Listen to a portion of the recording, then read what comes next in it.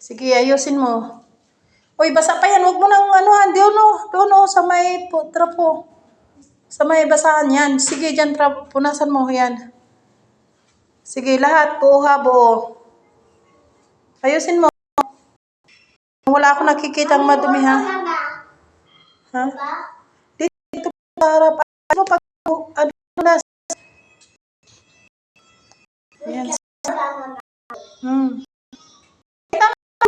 Payan ka.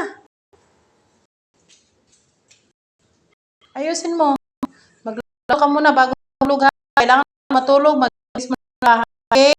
Tapos na ko linis. Sa kwarto, naglinis ka na? Oh. Anong ginawa mo doon? Nawalis. Tapos, Nalinis. naglinis ka, ligpit na, wala nang kalat. Oh. Bantay. Nalipit ko toys ko, nalipit ko higaan. Very good.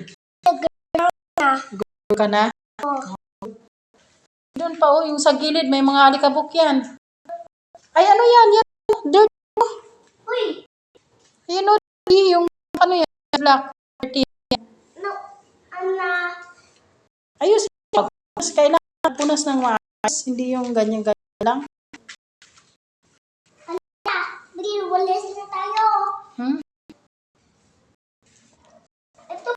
Huwag daanin sa kailangan. Maganda ka, bago ka manis. Mga alam ko Okay. Para sa sakit ng tummy natin, no? yun. Prutas yun. Ito yun.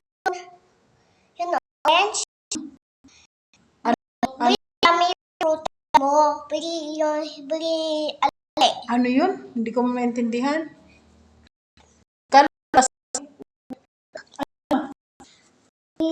Yung banana. Orange yun. Blueberry. Alam mo yung taste yun, prutas. Hindi mo sa yun tamilus tatbo. Okay.